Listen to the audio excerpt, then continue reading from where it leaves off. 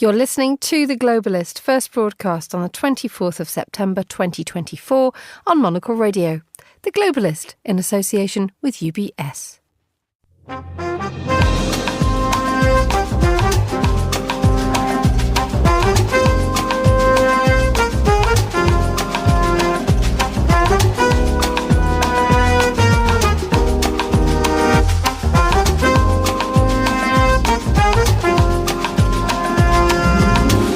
Live from London, this is The Globalist with me, Emma Nelson. A very warm welcome to today's programme. Coming up.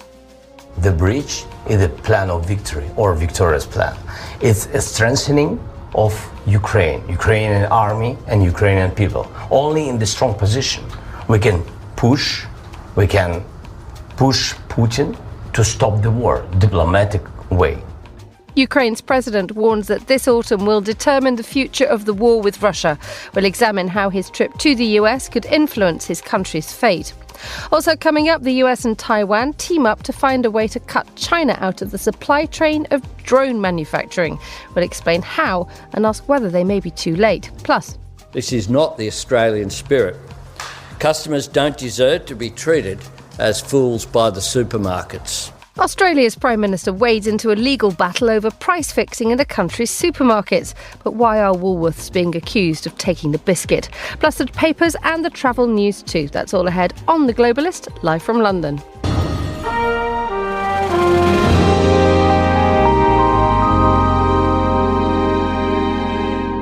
First, a look at what else is happening in today's news. Fears of an all-out conflict in the Middle East are now growing after Lebanese officials say nearly 500 people have been killed in a single day.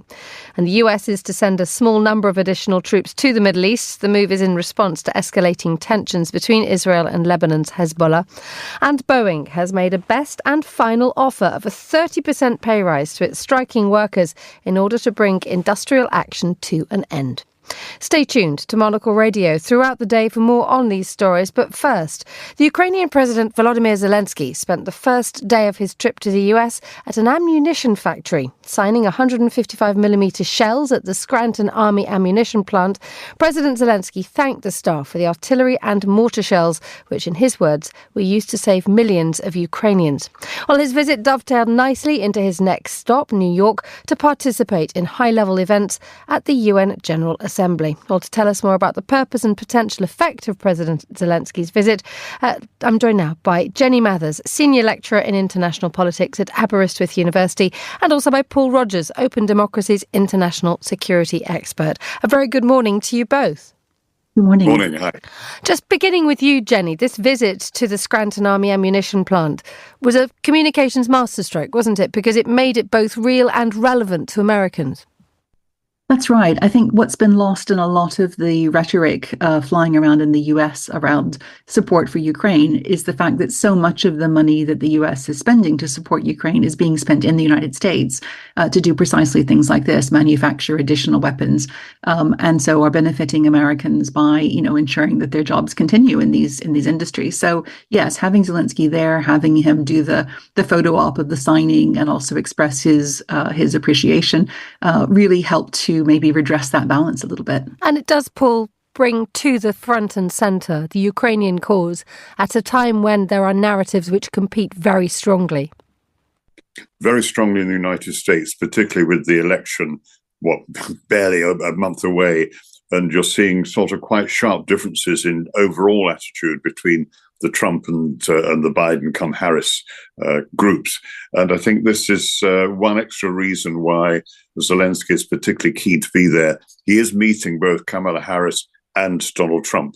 That would be very interesting if you were a fly on the wall, it'd be fascinating to know, because I think while essentially Harris will be pretty positive in many ways, Trump is very difficult to pitch at the moment. You just can't tell where he's going to go. But it's a priority for Zelensky to prepare for the possibility of a Trump presidency and to be on as best terms as he can with Trump, just in case. This just in case, Jenny, stems from, I think it was comments from the Hungarian Prime Minister Viktor Orban in March, that Donald Trump has vowed to not give a penny in the Ukraine-Russia war. That is why the war will end. I mean, that's an indirect quote, but it does suggest the direction of travel for a Trump administration. And that is a worry for Ukraine, isn't it? Absolutely. I mean, the US is a major donor, the largest donor by far, and very much leads the way. And it's not only things that Trump has reported to have said. He has talked about ending the war on the first day of his administration, and maybe even more significantly, his choice for vice president, J.D. Vance, has been very scathing about U.S. support for Ukraine and indicated that he certainly would not support its continuation if he and Trump were elected. One person that Zelensky will see is Joe Biden, and this will be his final push, won't it, Paul, to try to get long-range missiles or the agreement that long-range missiles can be used on targets inside Vladimir Putin's territory in Russia. The relationship between Zelensky and Biden is one where Biden generally pushes back more than Zelensky would want to, but then can be known to change his view. Yes, that's true. And that is one imponderable at the moment, whether Biden actually will be much more forthcoming along the lines that Zelensky wants. I'm not sure that will happen. But of course, the thing to remember is that Biden is essentially in control until late January. The 2-month plus period between the election and the changeover. So he does have power. And this is probably, this along with Gaza, are the two areas where Biden still has influence and will do right to the end of the presidency. So there is a chance of a change there. But it is very risky because any kind of major escalation will be viewed with great concern in Moscow and may lead to some sort of reaction. Although, again, it's very difficult to pitch what's happening in Moscow because there are reports that, in fact, the war is causing more problems economically than is let on more generally. And that may mean that forces close to Putin are saying, look, you've got to move to possible negotiations. But that, I think, is frankly rather a long shot at the moment. Well, just explain to us what you've just said, these difficulties being faced in Moscow. What's the line coming out? Well, basically, there's the two indications. One is they're finding it very difficult to get the troops to the front without going to some sort of full draft. And there are reports of the army trying to get people from the remoter parts of Russia, almost like a press gang system. And there are also indications that the economy, while it looks good on surface, is getting nothing like as good behind the scenes, particularly with levels of indebtedness. It's been a long war for Russia. And although essentially the cities like St. Petersburg and Moscow look to be thriving, it's less true in the rural areas. And I think this is one thing we don't tend to factor into discussions. Let's move on to the UN General Assembly. Jenny, what is Zelensky expected to do there? Well, it's an opportunity for him really to press the flesh of lots of different leaders from wearing different sorts of hats. So obviously he's going to be concentrating on, the major ones. But I think one of the issues that Zelensky has faced throughout this war is the ambivalence of many countries in the global south who just are not convinced that, the war in Ukraine is something that they need to be fully behind. And so it's an opportunity for him to try and do a bit more PR in that direction, make his case that, Ukraine's cause is a wider cause of sort of justice and sovereignty and so on, and to try and really improve the ability of Ukraine to make its appeal beyond its core supporters in the West. He's done this before, though, hasn't he, Paul? He went to the UN General Assembly last year and used his 15 minutes to warn the UN of the dangers of not standing up to aggression. At what point does this utterly brilliant rhetoric and fabulous communicator run out of novelty and run out of impact? I think this is one of the major problems. I mean, the General Assembly this year is coinciding with this Summit of the Futures, which is very much a thing that Guterres has been pushing for a long time. And that basically is trying to bring countries together on some of the global issues like climate change. But the problem is that itself is proving pretty problematic because of major differences among the members of the UN. There's a whole range of sort of groups there. And that also relates to Zelensky in the fact that it is not a United Nations setup at present. It's particularly prone to many different divisions. So it's going to have major problems. And I don't think that it'll be really very significant, except for those few countries that continue to back Ukraine very heavily and with monetary means too. And it does, once again, Jenny, focus the spotlight on the United Nations and its relevance. I mean, the reports from CNN this morning have a rather sort of cutting way of describing what happens. It says that lots and lots of people just stand around, and it's a top forum for long speeches to each other and private country-to-country whisper sessions. What can the UN do as a body to try to make sure that it does retain teeth or indeed retain relevance? I think this is the challenge, really, that people who want to reform the UN are facing, because it was set up with very different expectations of how the world would work and what the role of the sort of permanent members of the Security Council would actually be doing. And those expectations are very far from today's reality. And to get serious reform, you really have to get the agreement of those countries that hold the power and are preventing the UN from acting, in the interest of all of its members. So it's a real dilemma, and it's something that isn't going to be solved anytime soon. But, it is at least encouraging that it is being aired so publicly in the UN, and that there are now, large groups of states which really are very dissatisfied with the way that the UN operates, and they are in favor of reform. So that is at least a hopeful sign. Paul, while we have you on the radio, can we touch on what's happening between Israel and Lebanon? We had 492 people killed yesterday. That apparently is half the entire amount who died during the last war between Israel and Hezbollah in 2006. And we also have the European Union's foreign policy chief saying that this situation is dangerous and worrying. We are almost in a full-fledged war. Once again, it raises 2 points. This incredible instability which is dominating everything in the Middle East, but also the fact that the European Union's foreign policy chief can say something along the lines of, we are almost in a full-fledged war, and we don't know what can be done. Well, I agree absolutely. I mean, this is far more dangerous than I think it's generally realised. The one thing that at the moment seems to be holding back from going almost over the top is Iran's reluctance to see a major war which affects itself directly. And I think because of that, essentially Netanyahu and the Israeli Defense Forces are going full tilt for as quickly as they can. And it's absolutely devastating. 500 people being killed virtually in a single day gives you some indication of a huge buildup. And this is really on top of the fact that much of Gaza lies in ruins. And there's a real concern that the Lebanese economy as a whole is going to be hugely damaged. And one has to remember that, probably the majority of Lebanese have nothing whatsoever to do with Hezbollah. But at the same time, it is Hezbollah that is presenting the real threats to Israel. Hezbollah itself is on the back foot at present because of what the Israelis have done with a whole range of tactics recently. But don't be under any illusion that if the Israelis decided they had no option but to go into Lebanon with ground forces, that would be an extremely dangerous thing to do, because I think then they would take major casualties and in turn really up the ante on the air war. So it is very dangerous, but for the moment, the one country that can pull the plug on this, the United States, does not appear to be willing to do so. Paul Rogers, thank you. And thanks also to Jenny Mathers. You're listening to The Globalist on Monocle Radio.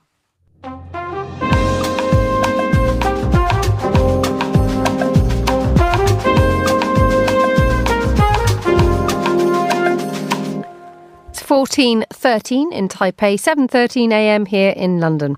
Now, Taiwan and the US are to work together to see if they can connect the systems which produce drones. As it stands, part of the supply chain relies on China, and Taipei and Washington are keen to eliminate any involvement from Beijing. Well, I'm joined now by William Yang, a journalist based in Taipei and a Monocle Radio regular. A very good afternoon to you, William. Thank you for having me. Good to have you with us. There's a little bit of a delay on the line, but we shall persevere. Just explain to us how the system of drone manufacture and distribution currently works. So the current Taiwan, I think in the past, does not have a very large indigenous drone manufacturing capacity. I think largely due to the fact that in the past, the military and defense strategies does not pay a lot of attention on that front. But since the Ukraine war started in 2022, and the examples of how Ukraine successfully used these unmanned drones to counter and even sometimes launch attacks on Russian targets, that has pushed Taiwan to really consider starting its own drone capacity and building up its drone capacity. And in the past, a lot of the technologies, unfortunately, need to rely on technologies from Chinese firms. And so this particular progress with U.S. and Taiwanese businesses trying to seek ways to collaborate together to build up the supply chain is an important step to basically for the U.S. to pass over some of the key technologies to Taiwanese counterparts, but at the same time also utilize Taiwan's very strong hardware electronic manufacturing capacities to increase their own drone manufacturing capabilities. So I think this is a development that is going to benefit both sides, and at the same time making sure that their supply chain is not going to be interrupted by any Chinese involvement. What is a big risk when it comes to the Chinese use and involvement in the manufacture of drones? Is it as simple as China has the technology, so we can't trust anything that they make? Yes, I think that's one area because, as we know, in recent years, Washington has stepped up their screening and scrutiny of any type of Chinese technology being integrated into key military-related systems, because they always have the concern that it could have spying capacities or other types of capacities that might, in fact, neutralize or even pose danger to their systems. And so this is one area. I think another area, of course, is the situation during the COVID pandemic, where we see the supply chain being interrupted because of the reduction of the Chinese capacity of manufacturing. And so in order to prevent that, I think the U.S. is now seeking to further align itself and strengthen the collaboration with like-minded democracies, which is, I think, this like-minded ally sort of like supply chain that they've been pushing for around the world, especially here in Asia with not only Taiwan, but also South Korea and Japan. Indeed, there's that wider de-risking effort, isn't there? And focusing on Taiwan, I mean, how important is its technology and how big a role does it play in global supply chains and when it comes to something like drones? I think Taiwan occupies a very important part of this emerging global supply chain that Washington is trying to put together. As we know, Taiwan manufactures and produces some of the most advanced semiconductor chips around the world that are used by some of the most advanced type of technologies, including in these defense weapons and also unmanned drones. And at the same time, Taiwan has a long history of hardware electronics manufacturing capacities, and some of the large companies are now either pivoting into focusing solely on producing drones, or they are starting to increase the capacity that they devote to that front. So I think we will have to see how this initial collaboration of U.S. and Taiwanese businesses is going to proceed, but I think there's a lot of hope that Taiwan is eventually going to start playing a more significant role of supplying not only the chips, but also playing a part in expanding the manufacturing capacities for the U.S. and also its allies. How does it intend to do this, given the fact that its international status means that it is quite tricky for it to export many things, given the fact that all but 12 countries have cut diplomatic ties with Taiwan? So I think even though the number of countries that officially recognize Taiwan has dwindled to 12 at the moment, and they're mostly very small countries that obviously have zero to almost no resources to purchase these type of, I think, advanced technologies and weapons. But at the same time, Taiwan continues to maintain a very high volume of trade relationship with some of the large markets and also countries. The U.S. is obviously one of its top trading partners, but Taiwan also has very strong trading relationship with the European Union and also other countries like Japan and Canada. And so I think with the support and the backing from Washington, it's likely to see that Taiwan will continue to deepen its trade relationship with like-minded democracies. And that will, I think, play an important role for other countries that also see itself facing the growing threats from China and also its partnership with Russia to defend itself and benefit from this drone supply chain that the US is trying to establish. William Yang, based in Taipei, thank you so much for joining us on the line. You're listening to The Globalist live on Monocle Radio with me, Emma Nelson. Still to come. It's the outcome of an open call across the whole country. So we've got things that have come as far north as Shetland and as far south as Dumfries and Galloway and everywhere in between. We head to Dundee as it celebrates its design festival. That's all coming up. Stay tuned.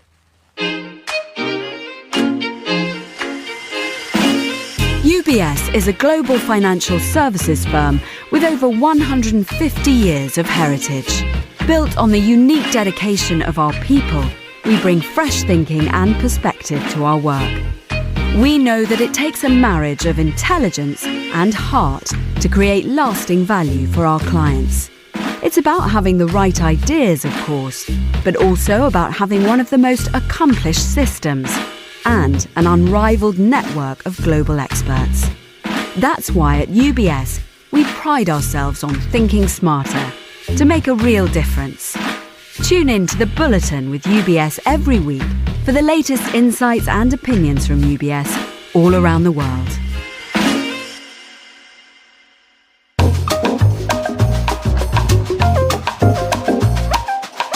Let's continue now with today's newspapers. Joining me in the studio is Paul Waldy, Europe correspondent at the Globe and Mail. Good morning, Paul. How are you? I'm fine, thanks. I'm so pleased to hear it. Better than Keir Starmer. We were just sort of chuckling to ourselves as Paul was coming in, because I think the first story you want to talk to us about is the fact that it is the Labour Party conference at the moment. The leader, the Prime Minister, Sir Keir Starmer, is speaking today. And everybody up until this point has been wondering how on earth a government which has been in waiting since before the dawn of time could get it all so wrong so quickly. And a government that won a massive majority in July, just a couple of months ago, is now sort of facing plummeting poll numbers, plummeting popularity numbers, and plummeting disapproval of Starmer's performance so far. It's really been difficult. And I mean, they haven't done themselves any favors. Starmer's message really since the election is things are really bad, things are going to get awful, we've got to make tough decisions. And then there were these kind of mini scandals about some freebie clothing and freebie glasses he was getting and some other cabinet ministers were getting. So it's been kind of a shoot themselves in the foot kind of scenario. I think today, you know, they're having this big Labour conference, first time they've been in power in 14 years.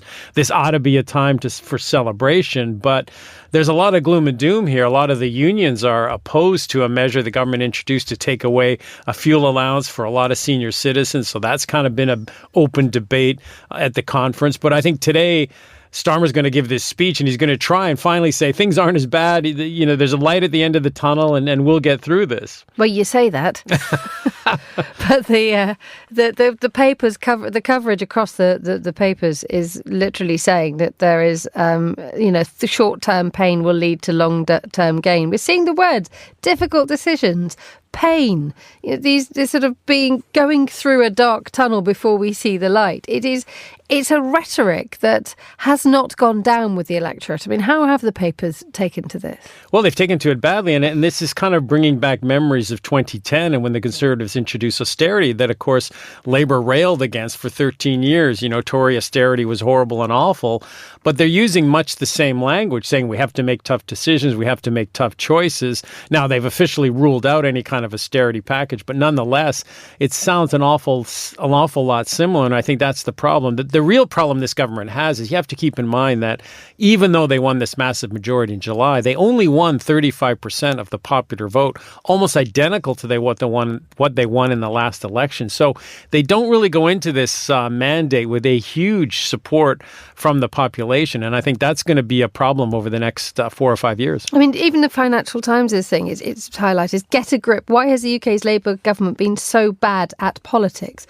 And then you also have in the Times this morning the former leader of the Conservatives saying, yes, Prime Minister, you have to take control. No, he hasn't worked out to force through change. Starmer must get a tight grip, says William Hague on Number 10, but he hasn't worked out how to use the levers of power. Yeah, and I mean, that's from the conservative side, but you're seeing internal wrangling within the Labour Party. You're seeing the unions, who, of course, are big supporters of the Labour Party, coming out publicly against some of their policies. So, yeah, it's been a surprising bad performance by a party that's been waiting to get into power for so long.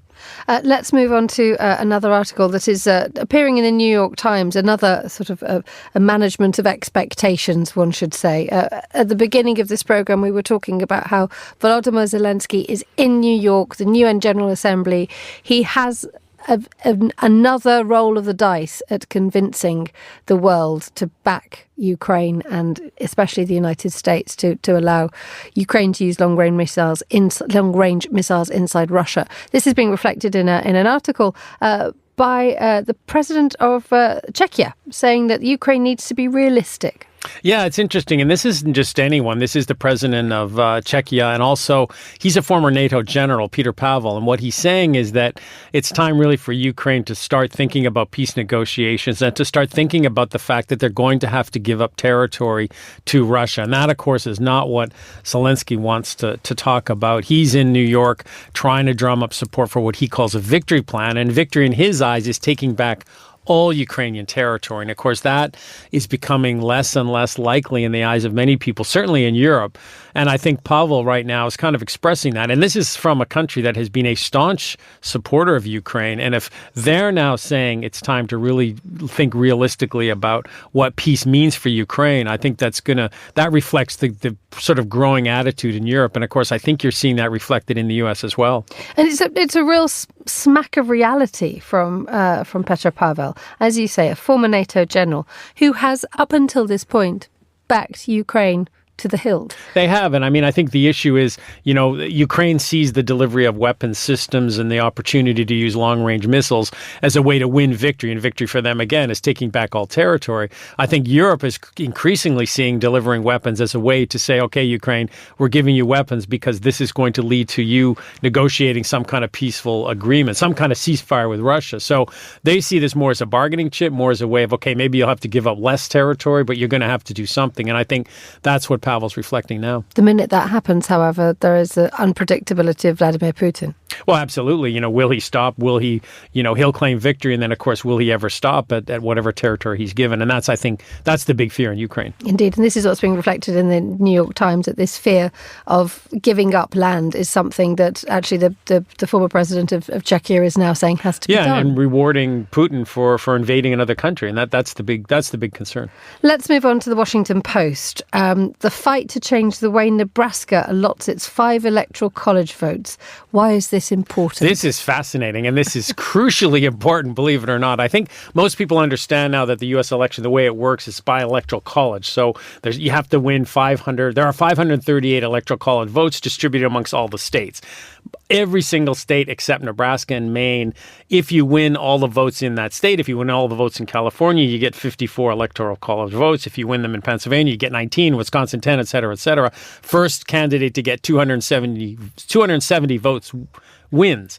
Nebraska is one of the only 2 states that doesn't allot them that way. So what they do is they take their 5 electoral college votes, 2 of them they award to whoever wins the most votes in that state. That's likely going to be Trump because it's a pretty red state.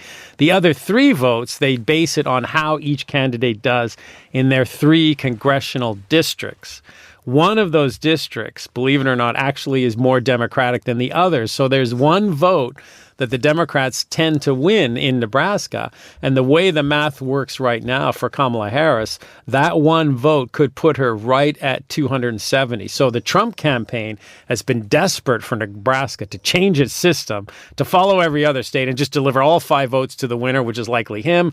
That would deprive her of her 270. But one senator in Nebraska has held out, this guy Mike McDonald. He says, no, I'm not going to change my mind. And because he will not change his mind and go for a change in the system, Nebraska's going to stick with this system. And that's a big boost for Kamala Harris, because that one vote, again, could put her over the top. I hope everyone's caught up with that.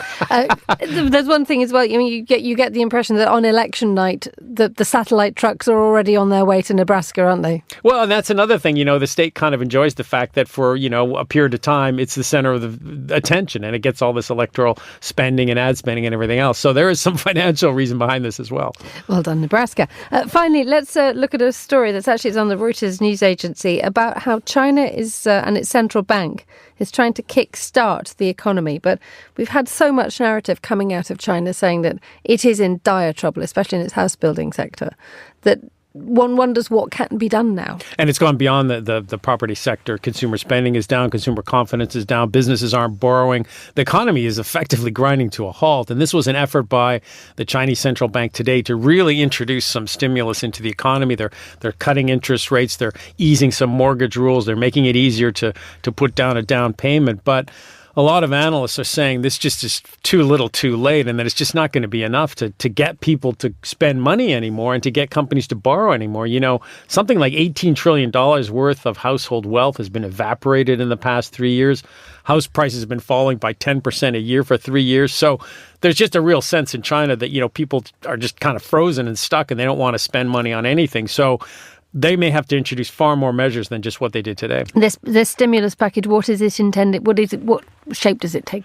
Cutting interest rates, easing mortgage rules. They're going to make it a little bit easier for a down payment, a little less requirements on down payment. Really just to get people spending money again, get companies borrowing again. But it's probably not going to be enough. And it doesn't, the article in Reuters doesn't perhaps fully sort of bring in the global effect of a declining China. Well, this is it. I mean, China, of course, obviously second largest economy in the world. Whatever happens there happens everywhere. The government has set this target of a 5% growth rate. It's unlikely going to hit that this year. So that's going to have repercussions for the entire world, for sure. Paul Waldie, thank you so much for joining me in the studio to bring us the paper review. The time here in London is 7:31 a.m. You're listening to The Globalist with me, Emma Nelson. A quick look now at what else we're keeping an eye on today. Fears of an all-out conflict in the Middle East are growing after Lebanese officials say nearly 500 people have been killed in a single day in Israeli strikes on the south of the country. Israeli defense forces say they've hit around 1,300 positions held by the Iranian-backed group Hezbollah. Meanwhile, the US is to send a small number of additional troops to the Middle East. The Pentagon has not said where the soldiers will be deployed to, but the move is in response to escalating tensions between Israel and Lebanon's Hezbollah. Washington says Russia has generated more AI content to influence the US presidential election than any other country. A US intelligence official claims AI content produced by Moscow is consistent with Russia's broader efforts to boost Donald Trump's candidacy and denigrate the Vice President Kamala Harris and the Democratic Party. Russia has previously denied interfering in the US election. And Boeing has made a best and final offer of a 30% pay rise to its striking workers in order to bring industrial action to an end. 33,000 members of the International Association of Machinists and Aerospace Workers District have been on strike since last week, having rejected an offer of 25%. This is The Globalist. Stay tuned.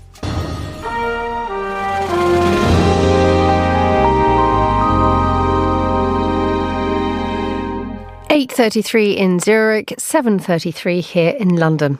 Now this weekend, the Swiss electorate voted against compelling authorities to do more to preserve biodiversity. The referendum was held following calls to make sure farmers set aside more land to let the wild develop more.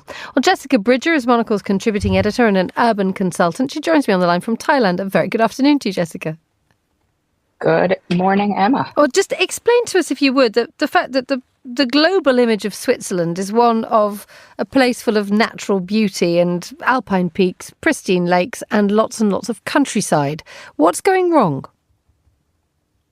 It's not so much that something is going wrong specifically in Switzerland, but it's the growing realization that we need to protect biodiversity globally.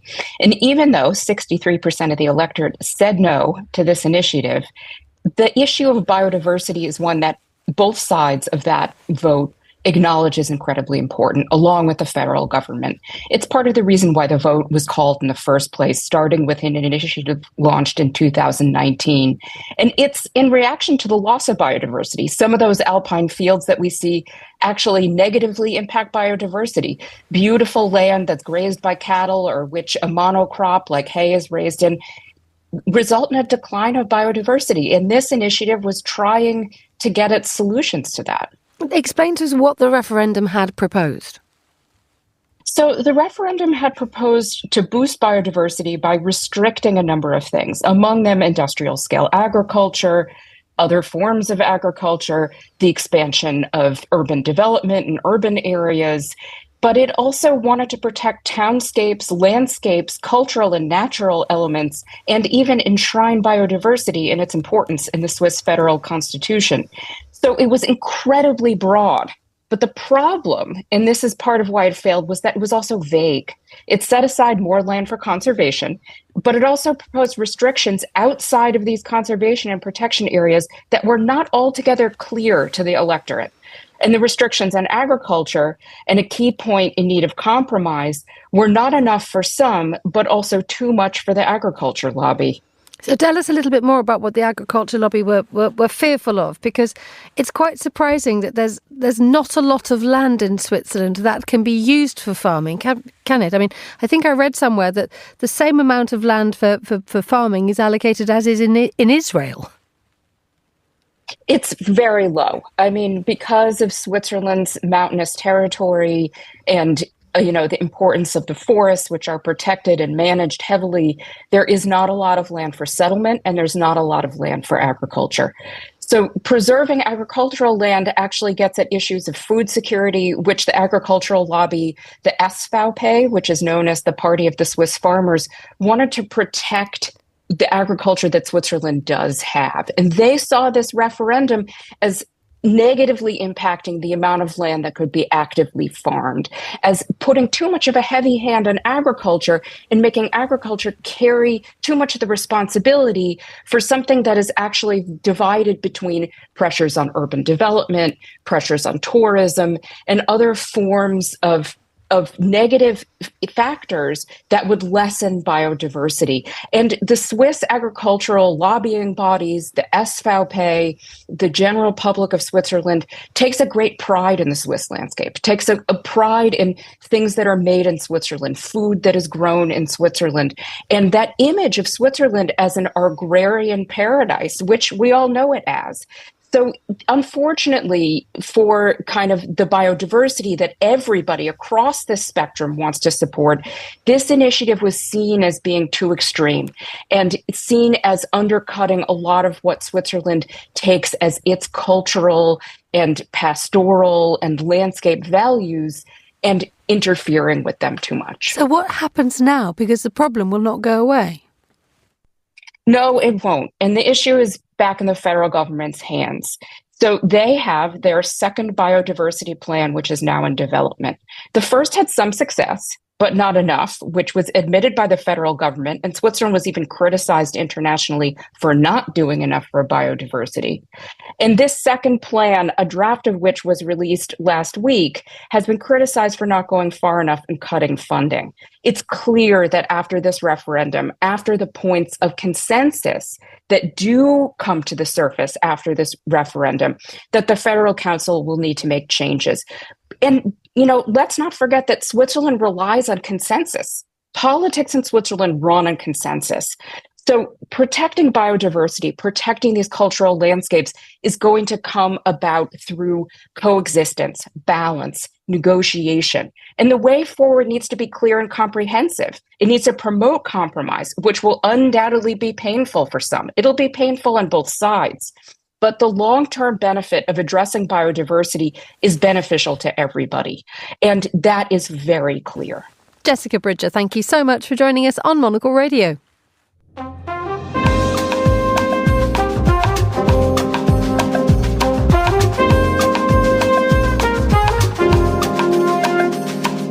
The time in Sydney is 16:38. It's 8:38 here in 7:38 here in London, 8:38 if you're listening in Zurich.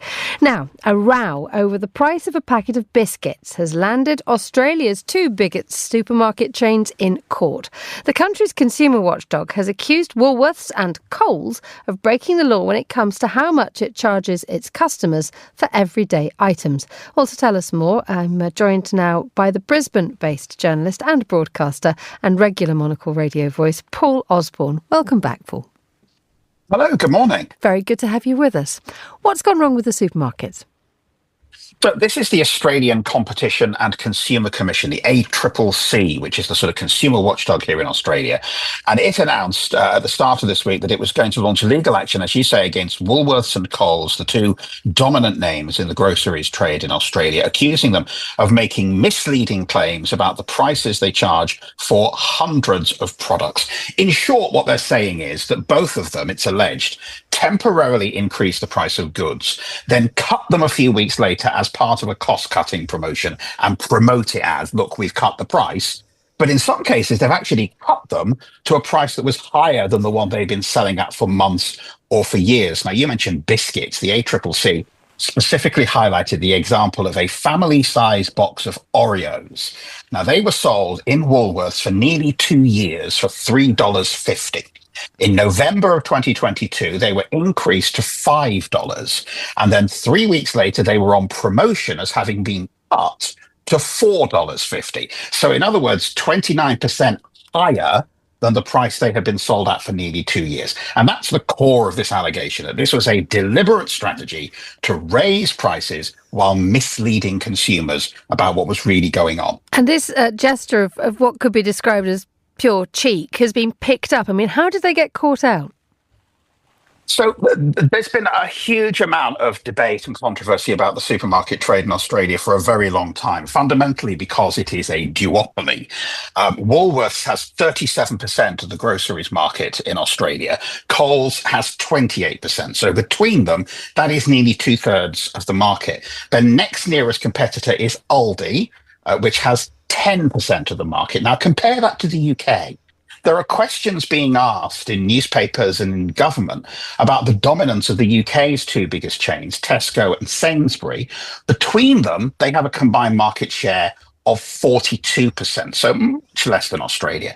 And the Senate had been investigating supermarket prices, and a report that was published earlier this year said there needs to be an overhaul of the entire sector, with allegations that people, firstly, are struggling to afford everyday items, that there is no impetus to compete when there are only two companies in a market. There are all kinds of examples of allegations of, so shall we say, slightly shady dealings by the two companies to protect that duopoly, including, for example, trying to block out other entrants. 4 years ago, Kaufland, the German chain, which is one of the world's biggest retailer, gave up on its plan to launch supermarkets in Australia. And in part, that was linked to claims that it simply couldn't secure enough land to build its stores on. And that's one of the allegations against Coles and Woolworths, that they land bank. They have about 100 or so of what they call development sites. Some of them they acquired decades ago and have never actually developed on them. So we have a court case, but we also have politicians getting involved here as well, don't we? We have the Prime Minister, I think we heard at the beginning of the programme, saying this isn't the Australian spirit. Customers don't deserve to be treated as fools by the supermarkets. I mean, clearly sort of like whipping up a bit of anger, but at the same time, is there a suggestion that the duopoly that you describe could be changed by this? Well, here's the challenge, is that Australia has quite a few big duopolies. In groceries, there's Woolworths and Coles. In flights within Australia, there's Qantas and Virgin. And it's very, very difficult for entrants to join those markets. We've seen a couple of airlines in the last few years try to compete with those two big airlines and fail. We've seen companies try to enter the grocery market, and we've seen them give up before they even begin. Another company which owns some of the smaller independent retailers testified to that Senate inquiry that the two supermarket chains have a track record of trying to buy up independent stores to close them. If that doesn't work, sometimes they try to buy the land the store is on, and then they turf them out at the end of the lease. And so the Senate has been involved. Canberra has been involved in this. And as you say, Anthony Albanese, the Prime Minister, this week has been saying this is not fair. This is not the Australian way. But is a politician from one of Australia's two major parties actually willing to take on the power of these two massive companies, massive retailers who employ thousands upon thousands of people and are vital parts of the national infrastructure? If you need to buy groceries in this country, you pretty much have to buy them from Woolworths or from Coles. Yes, a politician seeing a bandwagon rolling past of angry shoppers is going to jump in front of it and say, follow me, lads, I'm with you on this. But are they willing to take the legal action that was suggested in that Senate inquiry, like breaking up the supermarket duopoly, forcing them to sell some stores to allow other entrants into the market? I was actually in a Woolworths store a few days ago, and the guy behind the till, recognizing my accent, asked me where I was from. Clearly, he was very interested in retail, because he then asked me, well, how many supermarket chains are there in the UK? And he got bored as I reeled off the list, because there are so many. I said, well, there are all of these, and they're in different market sectors, and some are sort of cheap and cheerful, and some are expensive but luxury, and you can kind of pick and choose where you go. And he just looked at me and went, we've only got these two, and they're exactly the same. So consumers are not happy, potential competitors are not happy, and politicians are not happy. But when you have companies that are as valuable and as powerful as Woolworths and Coles have been, and as important to the daily running of the country and the lives of so many millions of Australians, there is a fundamental question about how much power politicians really have to affect real change in that market, which would basically mean breaking up that duopoly. Paul Osborne, our supermarket correspondent, thank you so much for joining us on The Globalist. You're with Monocle Radio. UBS has over 900 investment analysts from over 100 different countries. Over 900 of the sharpest minds and freshest thinkers in the world of finance today. To find out how we could help you, contact us at ubs.com.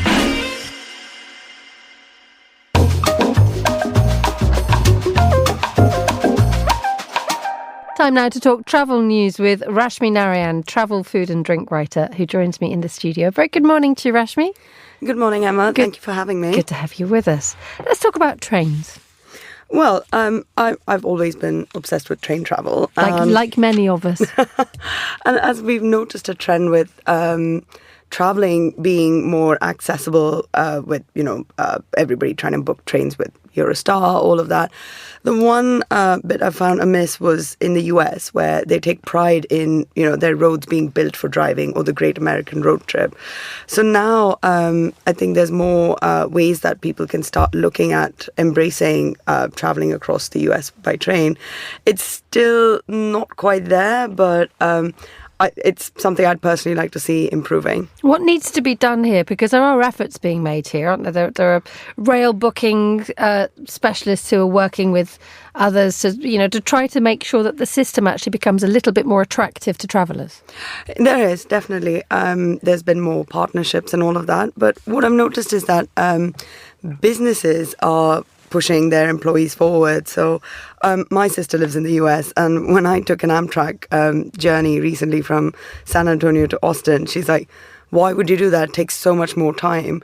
Well, I was like, you get more work done. You also look out, and enjoy the view, and you're not worried about things like parking. You're not worried about, you also walk more. So you meet a fitness target and they meet their corporate B Corp targets. Tell us a little bit more about where the will come from then, if you do have a general acceptance within the United States that trains are not to be taken.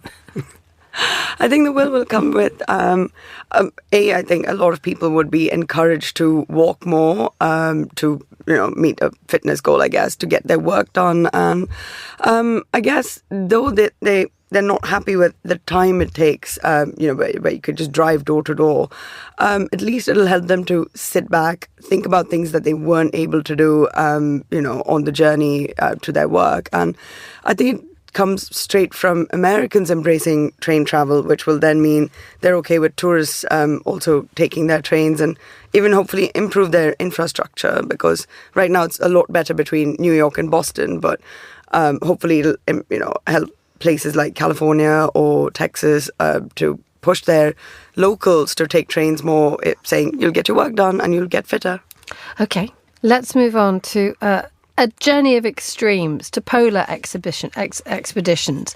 We have the launch of HX, Hurtigruten Expeditions, range of cruises, which are offering new journeys now to Antarctica, Alaska, Greenland, Norway and the Galapagos. We'll put the Galapagos and Norway to one side, but Antarctica, Alaska and Greenland, incredibly enticing destinations, massively problematic for the environment.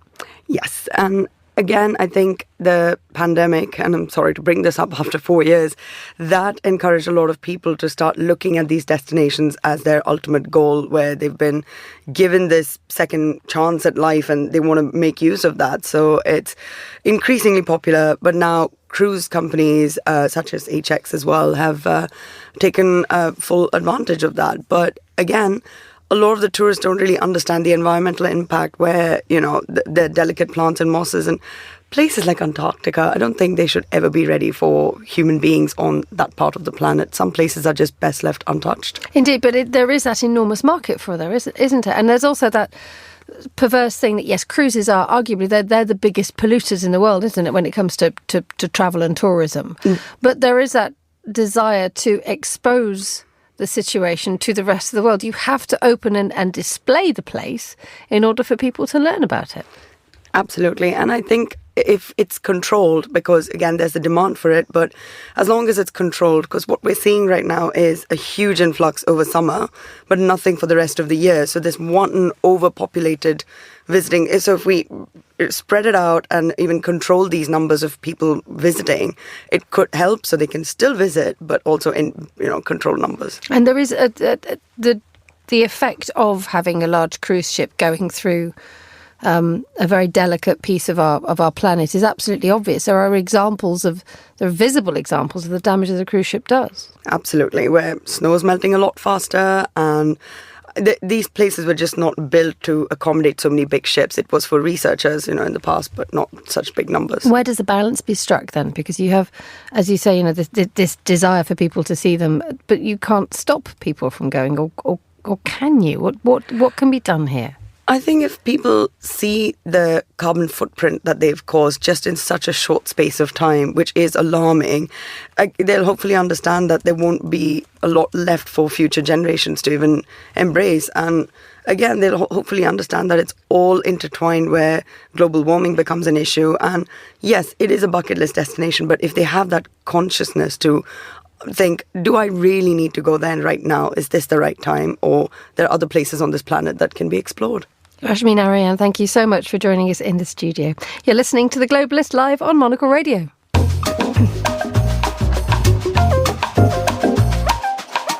Finally, we travel. We head to Scotland, to the Dundee Design Festival. It has just started in the Scottish city, and Monocle's Maylie Evans has taken the train up there to catch up with the festival's creative director, Dr. Stacey Hunter, to find out more about some of the developments at the 5th iteration of the event, and indeed the wider impact that the Design Festival can have on Scottish design. The scene is really set by the extraordinary backdrop of the Michelin Scotland Innovation Park, and that's the iconic site of the former Michelin tyre factory. So we have a 10,000 square metre space to work in, and it's a series of interlinked factory sheds. Each one of them looks quite different from the other. And our programme theme for 2024 that I've been working on is multiplicity. I wanted it to be all-encompassing, and I feel that multiplicity as a theme helps to drive that plurality of ideas and people and events and projects and objects that you see at the festival here this week. We've got the work together of more than 180 different designers, makers, I would say dreamers, across furniture, interiors, jewellery, homewares, graphics, textiles, apparel. We have really large-scale installations in our Materialise area by 4 different designers. So they are big experiential installations that you can walk into and participate in.